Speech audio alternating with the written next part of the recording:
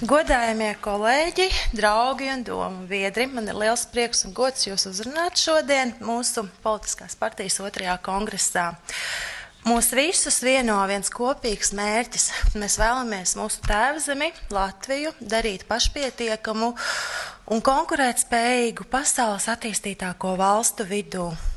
Lai arī Latvija jau teju 19 gadus ir viena no 27 Eiropas Savienības dalību valstīm, mēs joprojām neesam spējuši sasniegt pārējo dalību valstu attīstīto dzīves līmeni un ekonomisko izaugsmi.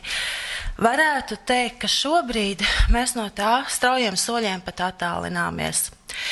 Kā galveno problēmu, kas apdraud Latvijas ekonomisko, sociālo un tiesisko attīstību, ir jāmin augstais korupcijas līmenis valstī. Lai gan šodien sabiedrībā tiek izgaismoti ļoti daudzi skaļi korupcijas skandāli par oligarhu sarunām, maksātnespējas administratoriem, banku tiesu sistēmu, ēdināšanas uzņēmumiem, būvniecības sektoru, ir pat uzsākti vairāki krimināli procesi.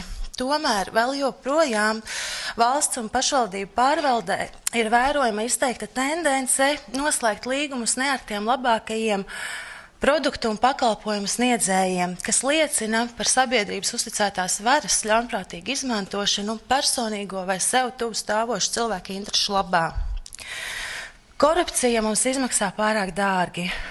Tā ne tikai ietekmē valsts politisko stabilitāti, ekonomisko izaugsmi, bet arī mūsu kā sabiedrības kopējo dzīves kvalitāti.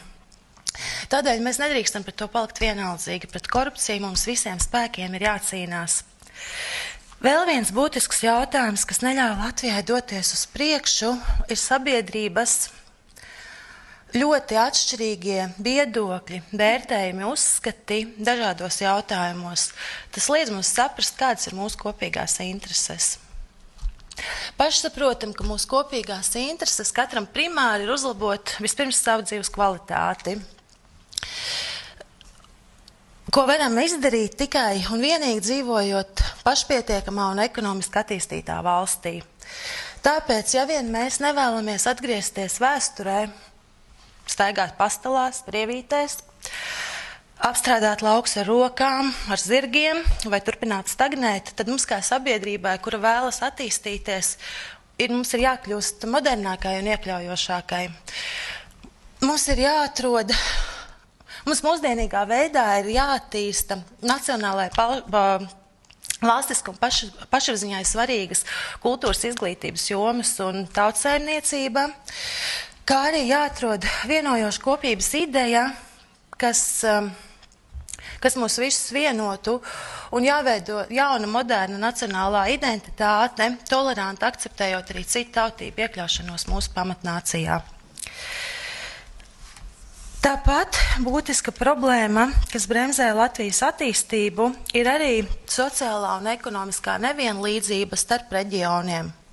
Lai gan šis jautājums valdību dienas kārtībā ir bijusi jau kopš 1993. gada, kad tika izveidota Latvijas Republikas Reģionālās attīstības un pašvaldību lietu ministrija, kur funkcijas gan šobrīd pēc tās likvidācijas pilda vides aizsardzības un reģionālās attīstības ministrija.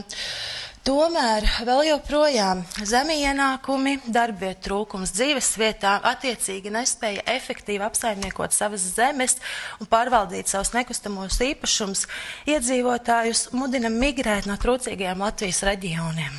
Labākajā gadījumā uz mūsu galvaspilsētu Rīgu vai citiem attīstīto reģionu centriem tepat iekšzemē, bet sliktākajā gadījumā uz savām jaunajām mājām citā zemē. Kā rezultātā ļoti liela šo īpašumu daļa nonāk nerezidentu īpašumā vai vispār aiziet bojā. Ņemot vērā arī šī brīža pasaules notikumus un mūsu valdības, es nebaidīšos teikt, nevēlēšanos risināt strauji pieaugošās ekonomiskās problēmas, tad šī tendence ar iedzīvotāju migrēšanu uz citām mājām, citā zemē šobrīd būtiski palielinās. Tā kā šie procesi negatīvi ietekmē mūsu Latvijas nacionālo koproduktu, tad vienai no prioritātēm, ir jābūt reģionālajai attīstībai, kas mērķtiecīgi tiktu vērsta uz visas valsts teritorijas attīstību, lai Latviju darītu pašpietiekamu un konkurētspējīgu. Mums ir nepieciešams uzlabot uzņēmējdarbības vidi, lai tā būtu pievilcīga ārvalstu investoriem un veicinātu visa veida uzņēmumu attīstību, īpaši trūcīgajos Latvijas reģionos. Katram no mums ir vīzija, kā visefektīvāk attīstīt tieši savu reģionu, pilsētu, kurā mēs dzīvojam. Attīstot šos reģionus, mēs vienlaicīgi spēsim būtiski uzlabot valsts kopējo ekonomisko stāvokli. Es pati dzīvoju vienā no strauji attīstošākajām Kurzemes pilsētām, kura domā par rītdienu, Ventspilī.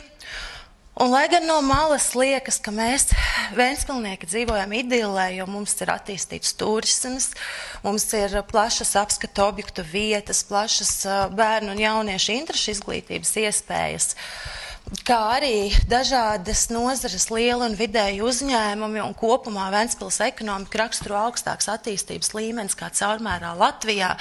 Tomēr, kā liecina Nodarbinātības valsts aģentūras sniegtā informācija, reģistrēto bezdarbnieku skaits, kas 5 reizes pārsniedz brīvo vakanču rādītājus un gadu no gada sarūkošais iedzīvotājs skaits, liecina, ka mēs ventspilnieki dzīvojam tādā milzīgi vienā skaistā burbulī, kuru realitātē apvij korupcijā ēnas un nostāsti par privātā sektora uzņēmumu darba samaksas un preču cenu ietekmēšanu. Skatoties plašāk visa Ventspils novada griezumā, tad aina ar bezdarbu, brīvo vakanču rādītājiem un sarūkošo iedzīvotāju skaitu kļūst vēl bēdīgāka. Lai vērstu šo destruktīvo procesu uz labu, valsts un pašvaldības sadarbībai ir jābūt vērstai uz iedzīvotāju apmācību un kvalifikācijas celšanu brīvajās vakancēs. Tai ir jābūt vērstai uz jaunu darbvietu radīšanu, attiecīgi labvēlīgas uzņēmējdarbības vides radīšanu, kas veicinātu interesi ne tikai vietējiem, bet arī pasaules mēroga uzņēmumiem atvērt savas ražotnes pie mums Ventspilī, Ventspils novadā un visā Latvijā. Un mums kā sabiedrībai ir jāstrādā plecu pie pleca, lai valsti un pašvaldības vadītu ar godaprātu apveltīti un nekorumpēti cilvēki. No tā ir atkarīga mūsu Latvijas nākotne. Mums ir jānotur Latvija sev, saviem bērniem un bērnu bērniem. Paldies jums par man veltīto uzmanību.